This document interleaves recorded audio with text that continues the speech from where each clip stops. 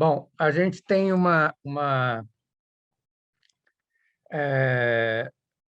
grupo, o Lab Arte Mídia, o Laboratório de Arte Mídia e Tecnologias Digitais, ele se inicia em 2016, que ele se constitui oficialmente, né, como um grupo certificado CNPq, certificado ECA, em 2016. Mas, na verdade, ele já era um grupo extraoficial, porque ele já vem de 3 projetos de pesquisas anteriores meus, que, que um deles era um projeto de pesquisa de televisão digital e interatividade, o outro era um projeto de pesquisa de live image, ou performance audiovisuais ao vivo, né, com interações e trabalhos de VJ, trabalhos públicos, né, de VJ. E um terceiro era uma pesquisa com IPTV, que culmina com a participação minha no grupo de IPTV da USP. A gente cria um grupo, quer dizer, a gente não, né? Quem criou o grupo gestor do IPTV foi a reitora Sueli Vilela, na época, em 2007. Ela cria esse grupo e o grupo cria uma plataforma de IPTV da USP, que é a plataforma de IPTV que ainda existe até hoje, iptv.usp.br. E eu participava desse grupo, né? Fui também convocado pela reitora, e nesse grupo eu trabalhava muito pensando no design, no conteúdo, na forma como que o site era estruturado. Em 2012, a gente faz uma renovação do design desse site, do IPTV, e aí, em 2014, eu resolvo juntar esses três projetos de pesquisa em um único projeto guarda-chuva, que foi chamado de projeto de pesquisa em multiplataformas e multitelas, que é o projeto de pesquisa atual, que é um guarda-chuva em que congregam essas várias pesquisas existentes, e a partir desse projeto de multiplataforma e múltiplas telas, ou multitelas, a gente cria o Lab Artimídia, já oficialmente enquanto nome de grupo de pesquisa e certificado CNPq. Tem lá o seu nascimento, todos os seus protocolos, estatutos, etc., passa a existir desde 2016. E, e a partir daí a gente começa a estruturar enquanto grupo de pesquisa, com reuniões semanais do grupo de pesquisa. Até então, era muito só as pesquisas existentes nos seus projetos, com publicações, com apresentações e congressos, e principalmente apresentações audiovisuais, apresentações artísticas, né, que eram feitas ao vivo. E dessas apresentações artísticas saíam também artigos, como as apresentações que nós fizemos em 2013 do Corpo Cinese, em 2014, Corpo 4K, com experiência em 2014 com transmissão ao vivo em imagens geradas em 4K, com, em super alta, em alta resolução, né? Ultra alta resolução, com 4K. Era um momento em que a gente estava testando, inclusive a USP, a RNP, estavam fazendo as primeiras experiências em transmissão com imagem 4K.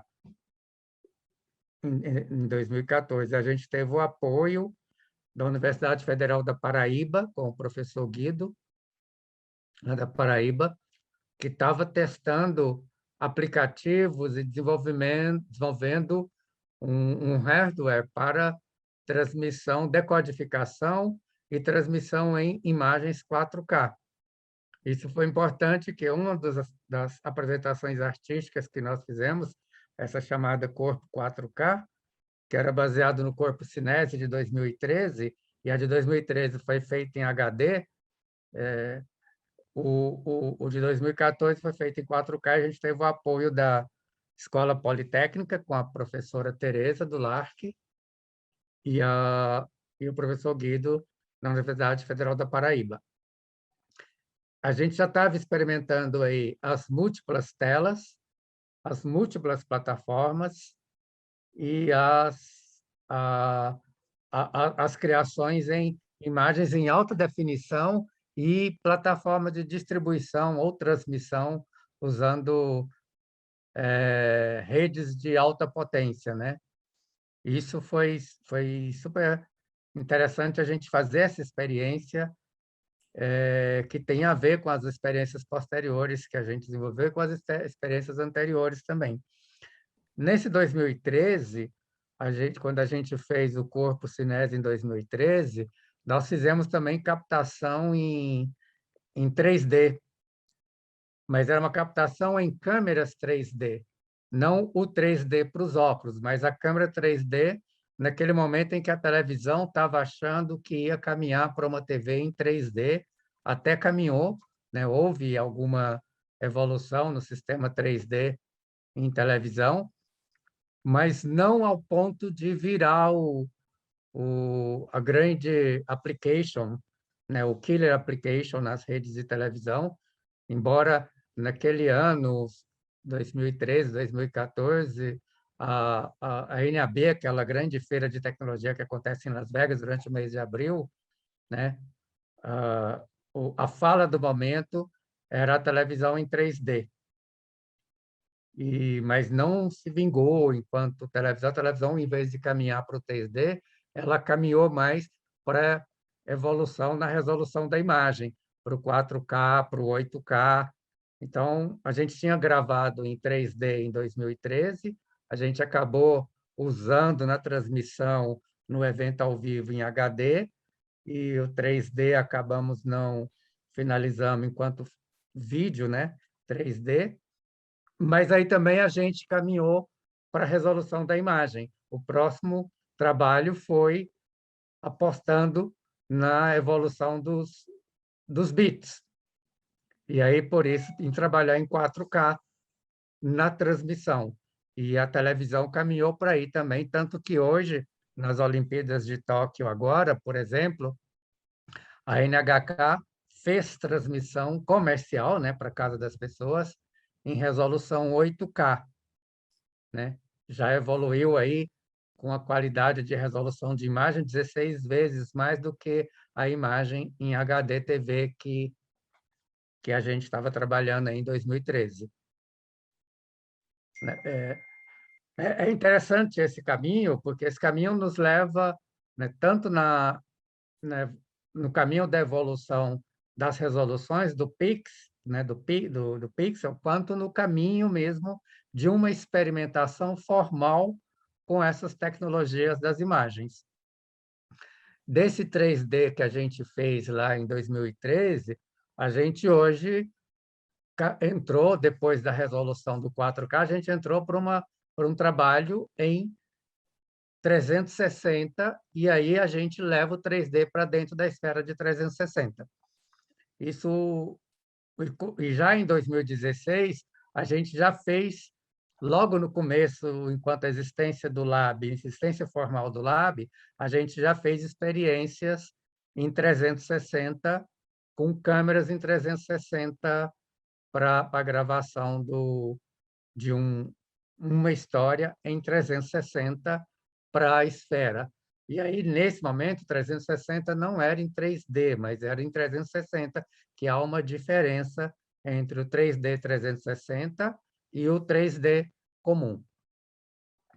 Nesse momento, a gente ainda não tinha câmera 3D, a gente pegou emprestado numa troca de trabalhos entre o Lab Artimídia e o Era Transmídia, que tinha câmera, e a gente tinha maquinário de edição. Nós editamos um material para eles em 3D, 3 vídeos em 3D, e fizemos o nosso vídeo experiência em 3D com a câmera.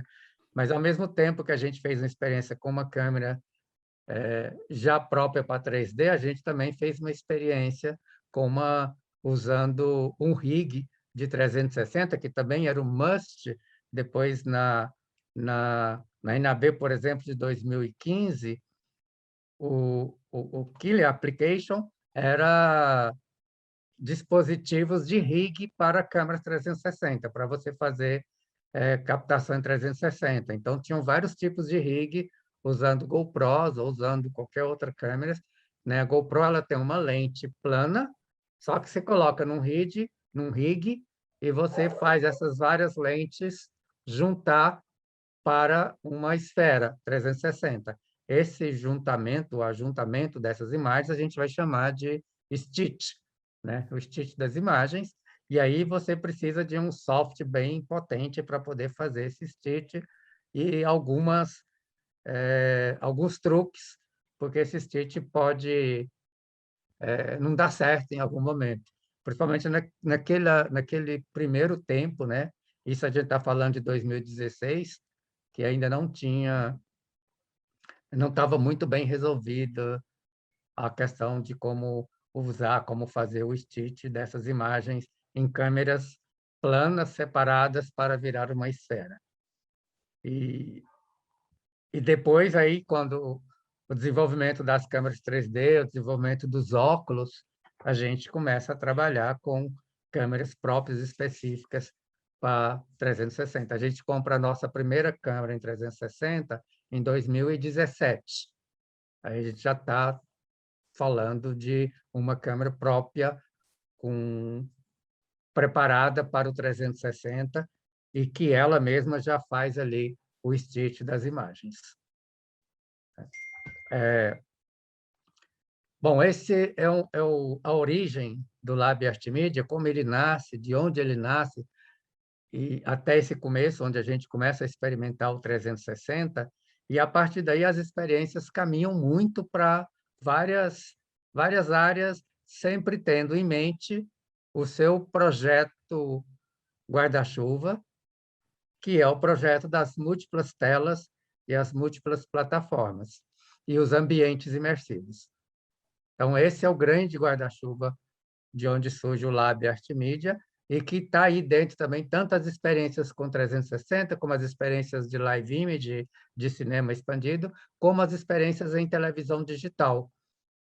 Por exemplo, em 2017, a gente participa da experiência do switch off, que era o desligamento da TV analógica para a TV digital, culminando aí com a experiência nossa de já ter participado das experiências da criação do Sistema Brasileiro de TV Digital desde 2003.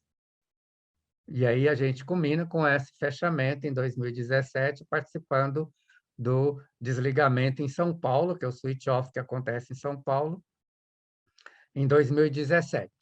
E aí o Lab participa em um convênio com a EAD, e nessa época a DEIS também estava na EAD nesse período, a gente faz um convênio e faz um trabalho junto. Dentro dessa, já com o nome Lab e Obted, que também nasce aí nesse momento, e abaixo do guarda-chuva das múltiplas telas, multiplataformas e ambientes imersivos. E depois disso, a gente vai para os nossos principais trabalhos de experiências com o Lab Artemídia. Eu vou compartilhar com vocês uma tela da experiência aqui, de algumas experiências, passo bem rápido, para entrar no que a gente gostaria de discutir, além de discutir a questão de como fazer, todas as questões técnicas, a gente também discute uma questão de linguagem que nos interessa muito, que é o lugar da enunciação. Quando a gente cria em 360, a gente tem que pensar nesse lugar da enunciação, no lugar do enunciador, e como que as imagens se dão, né? Qual é esse lugar do espectador que você coloca? Como o espectador se vê dentro desse filme, né? E aí, se a gente pensa no espectador diante da tela plana, né? Como pensar esse espectador não mais diante desta tela plana, mas diante de um outro lugar. E que outro lugar é esse? Né? Eu vou compartilhar com vocês aqui. Aí eu vou passar rapidamente algumas coisas. Isso aqui é o Lab, né? Aí aqui eu já falei dessa coisa da origem. Eu vou passar rapidamente aqui pelos trabalhos, que eu vou primeiro entrar no conceito que eu quero discutir. E depois a gente volta no Obted junto com a Deis.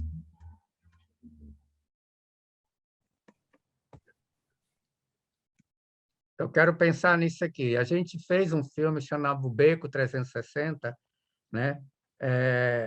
Em 2018, a gente começou a fazer em 2018, finalizou em 2019. O João, que está aqui, foi um dos roteiristas do filme, trabalhando em todo o conjunto. Tudo isso foi feito de uma forma comunitária, né? Dentro do Lab, não tem assim um diretor específico, mas todos nós trabalhamos nas várias funções, né? E a gente fez uma pesquisa de como criar nessa linguagem audiovisual, como é que os produtores estão pensando essa linguagem audiovisual, né? Aí, por exemplo, né, a gente pensa que a montagem também é uma coisa importante no filme para levar o espectador ao que ele quer, né? A dar ao espectador aquele lugar da enunciação. Então, como a gente faz essa montagem? No caso, a gente criou no nosso filme uma montagem que se dá intraquadro, né? Ela se dá ali dentro do quadro.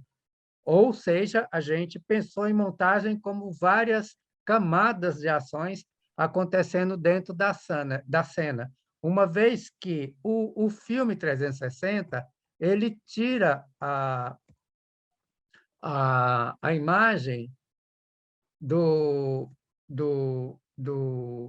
de um plano de uma câmera parada, né? De uma imagem plana, e coloca esse espectador dentro de uma imagem esférica, né? Então, como a gente criou essas camadas dentro dessa imagem esférica, colocando planos que eles poderiam ficar perto da câmera, mais afastado da câmera, no ponto final da cena, ou no meio entre essas cenas. E essa montagem leva em consideração essa relação entre camadas, e porque, uma vez que a gente está... Isso aqui uma fala da Liara. Uma vez que a gente pensa que, que o referencial que a gente tinha desse enquadramento cinematográfico clássico, com a configuração da imagem plana, né? Quando a gente vai para uma imagem que sai dessa planificação ou da imagem plana, a gente cria um novo referencial para esse enquadramento cinematográfico. Esse novo referencial, a gente cria uma ruptura nessa maneira de ver essa imagem. Então, a gente lida com enquadramento que não se dá mais nessa imagem plana, mas numa imagem esférica, e esse enquadramento ele provoca uma alteração na configuração da imagem e, ao mesmo tempo, uma alteração na configuração do lugar do enunciador. A gente precisa entender essa diegese e entender a mise-en-scène, em que lugar a gente dá ao espectador, ou o lugar que a gente dá para a enunciação. Quando a gente pensa nesse filme em 360, a gente cria essa imagem e cria com ela uma nova narrativa da visão do olhar. Para onde o espectador olha? Como ele se vê dentro dessas imagens, né? E se ele está na esfera, ele se situa dentro da esfera, o espectador ele é levado, por exemplo, quando você corta de uma esfera a outra, de um lugar a outro. Mas se a gente pensar num filme, né, a gente tem dois tipos de forma de você fazer um filme em 360, ou em 3DoF ou em 6DoF. O 3DoF é um filme em que o espectador ele é situado no mesmo ponto da esfera e ele não interage com os elementos que estão dentro da esfera. Em 6DoF, ele pode interagir com os elementos e caminhar por dentro da esfera através de seus mecanismos de interação possibilitado pelo device que ele tem, que ele está usando, como os óculos, o head-mounted de óculos que ele está usando para poder, que permite, com o seu controle, o seu joystick, interagir dentro das cenas. Se ele interage, ele consegue andar e criar lugares dentro dessa esfera que vai também interferir no seu lugar do espectador. E se ele não interage, ele está dentro desse lugar do espectador que é no qual ele é colocado pelo diretor, onde o diretor coloca a câmera, em última instância, onde o espectador vai se colocar. Então, isso pode ser feito tanto no formato ficcional, que foi o nosso caso, mas também a gente pode levar em consideração isso nos formatos de documentários, que também leva esse espectador de um lugar a outro, de uma cena a outra. Quando é o caso do documentário em 3DOF, por exemplo, você põe o fio, põe o espectador dentro da ação de onde você quer e ele vai ter esse lugar de enunciação de acordo com o lugar que você coloca a, a sua câmera, que você quer dirigir o olhar do seu espectador. Então, quando a gente pensa nessa maneira de dirigir usando essa imagem esférica, não mais a imagem plana, a gente tem que pensar qual que é essa nova forma de fazer esse filme. Como se dirige, quais os novos procedimentos que a gente tem que fazer, mas pensando que a sintaxe cinematográfica, ela ainda continua a mesma, né?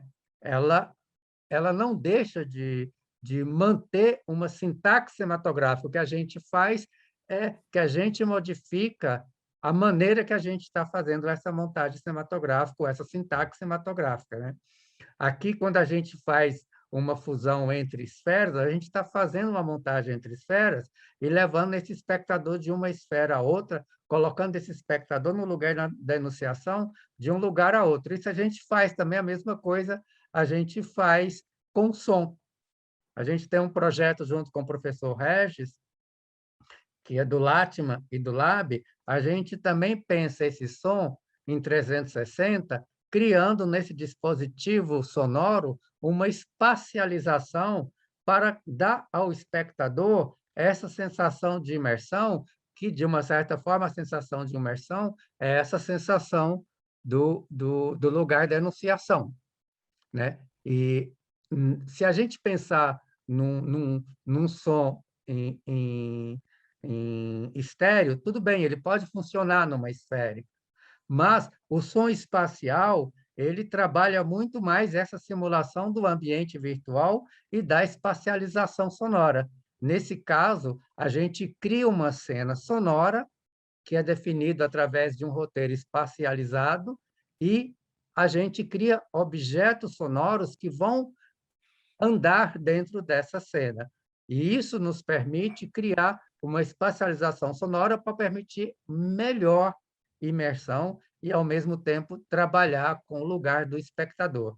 No nosso caso, a gente fez a esfera em quadrantes e cada elemento desse aqui é um elemento sonoro correspondente a um personagem, né, da ação.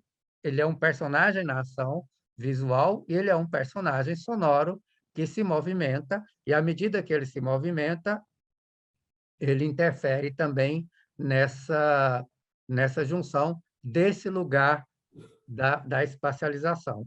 Aí aqui a gente tem algumas formas mais técnicas de como esse som foi feito, que acho que não interessa muito aqui para a gente. E eu queria colocar mais um outro ponto desse lugar de enunciação. O que nós estamos falando é o lugar da alteridade, é o lugar do outro, né? Quem é esse outro? O que é o espectador, né? E aí, o João depois pode me ajudar, a gente tem uns estudos que nós estamos começando a estudar, principalmente dentro do doutorado do João, né? É pensar essa alteridade, o João que está aqui, João Knignik, pensar essa alteridade nesse outro que é confrontado com uma totalidade.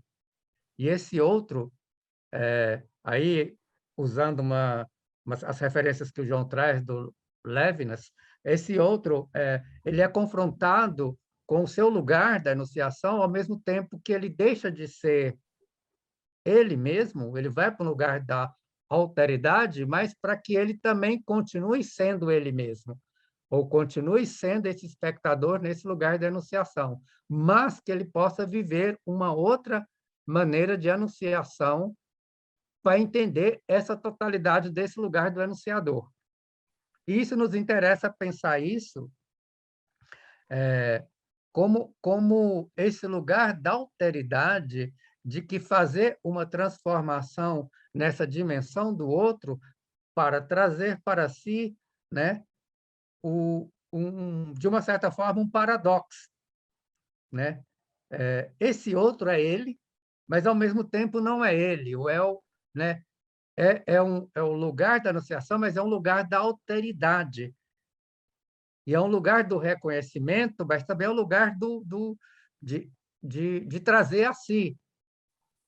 É um pouco complexa a ideia, mas nós estamos tentando entender isso agora para a gente pensar nesse lugar da enunciação enquanto lugar mesmo da empatia. Uma das questões que nos trazem quando a gente fala de filme 360 é pensar, sempre me faz essa pergunta: e o lugar da empatia?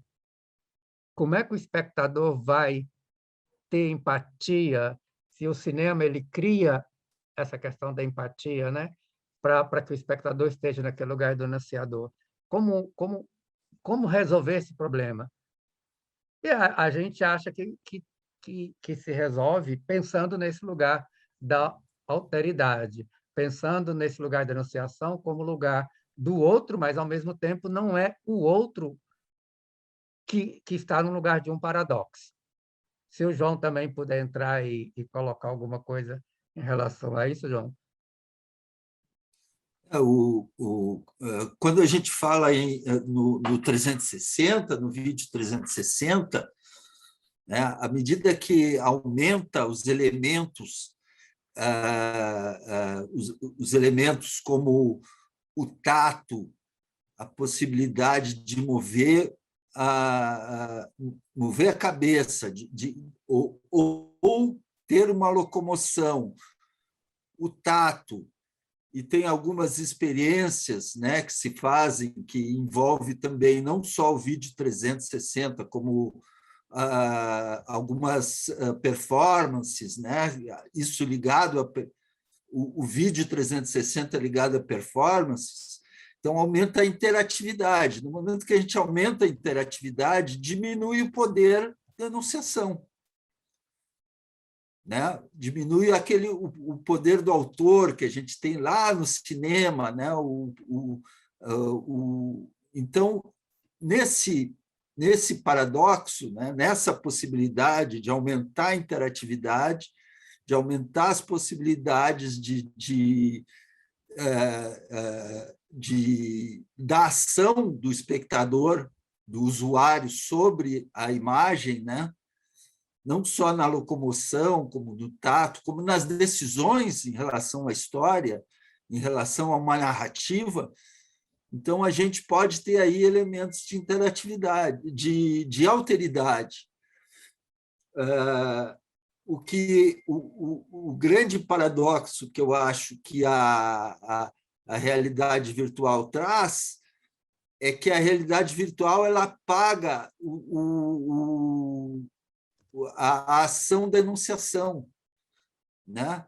A tendência é que, para que ela seja, para que o senso de presença do espectador seja efetivo, né? Tem que apagar que aquilo ali é uma câmera, que em algum lugar existe uma câmera, né? E para isso exige não só elementos técnicos, né? Uma decisão mesmo de apagar essa câmera, né? E tem como fazer isso, estamos fazendo isso. Então, nesse apagamento, também exige, também já é uma relação de anulação da alteridade, né? No momento que o espectador fica imerso em outro espaço, né? Então, esse que é o nosso dilema agora. Legal, João. João acrescentou bem. E o que a gente está falando assim, são pesquisas que a gente está justamente pensando, ao mesmo tempo que você... É daí que a gente falou do paradoxo, né? Você tira o controle do espectador, mas, ao mesmo tempo, quando ele interage, quando ele está num face-off ou um filme interativo em 360 que ele está usando óculos, ele está numa interação de alguma forma, ele está no controle de alguma forma, mas como que a gente tira o controle, dá o controle, como a gente faz com que o espectador não seja ele, vá para um lugar da alteridade, mas, ao mesmo tempo, volte a ser ele mesmo. Entendeu? São essas questões que nos interessam discutir. Então, eu acho que era, são questões que nós estamos estudando no Lab, principalmente de quem está fazendo doutorado nessa área, né? Mestrado, e das pesquisas dos membros do Lab. E aí o João é uma das pessoas, a Liara, o Daniel, várias das pessoas que estão pesquisando isso de interatividade, o Aquarone, a, a, a Leonora também, e tudo isso a gente está tentando entender todos esses conceitos e trazer para o cinema, né? Porque, para a gente, a linguagem, a base da linguagem cinematográfica ainda persiste, mesmo quando a gente vai para a esfera. A gente muda o conceito da imagem plana para uma imagem esférica, mas, né, a linguagem subsiste. E é isso, Anne. O espectador ele pode ser também o autor. Se ele é o autor, como ele está no lugar do espectador, da enunciação? São questões que a gente está estudando para tentar escrever mais sobre faz parte da pesquisa. Eu queria, antes da passagem para o OBTED, mostrar alguns outros trabalhos do Lab e aí fazer a passagem para o OBTED, e a Deise entra com, mostrando um pouco mais do OBTED. Isso aqui é um trabalho do Angerame, professor Luiz Angerame, né, que é um projeto que visa criar uma experiência imersiva com jogos afetivos, e aí usando dispositivos de realidade aumentada para criar essa experiência muito mais no nível do afeto, do sentimento, né, do que de uma experiência técnica, né? Esse aqui é um projeto que já foi realizado 2 vezes, está na terceira vez da realização dele. É um projeto do Daniel Lima, que é meu orientando de doutorado, chama Palavras Cruzadas, Lugares da Fala. Ele nasceu como uma proposta de fazer uma experiência em 360 para os óculos, no lugar aqui, cada personagem desse é um lugar de fala, é alguém no lugar de fala, e quando ele nasce com a proposta de óculos, ele se realiza a primeira vez com um ambiente imersivo real. E aí foi feita uma instalação mais ou menos dessa forma, e cada personagem desses, são 12 personagens, eles estão em tamanho reais, e eles, à medida que você entra dentro dessa instalação, a instalação identifica que você está diante de tal personagem. Aqui, por exemplo, é o TC Silva. Você está diante do TC, ele identifica a sua presença através de sensores e o TC começa a falar com você. Se você sai e vai para o outro personagem fala com você. Você vem para essa personagem fala com você. E os outros ficam mudos, esperando a interação de quem está na frente deles. E aí a gente tem vários lugares de fala relacionado com esse tipo de ação. Aqui são 12 personagens com esses lugares de falas e que vão dizer da sua vida, como, por exemplo, o menino que é mudo, o índio, a prostituta, a menina que é travesti, o rapper, a líder dos sem-tetos, a líder das mães, e por aí vai. E esse tipo de ação ela se acontece na frente do telespectador na hora que ele se posiciona na frente do personagem. E aqui é toda a parte de montagem, como foi montado, né? Esse é um trabalho, e hoje o Daniel realizou esse trabalho para os óculos 360. Aqui é um trabalho da Liara, diasporádicas, né? Que é um neologismo da junção do termo diáspora mais errático, e aí é uma realização em 360. Aqui são testes que nós estamos fazendo no estúdio, né, tanto de câmera quanto de som. Aí os quadrantes, essa forma de resolver os quadrantes foi uma forma que o Lab desenvolveu aqui a partir do beco. Isso é interessante que a gente tem todas as cenas acontecendo em cada quadrante que vai dar essa esfera para a gente ter um controle de como identifica as ações dentro da esfera. Isso é super importante. A Liara é doutoranda da Patrícia Moran, mas participa do Lab Artimídia.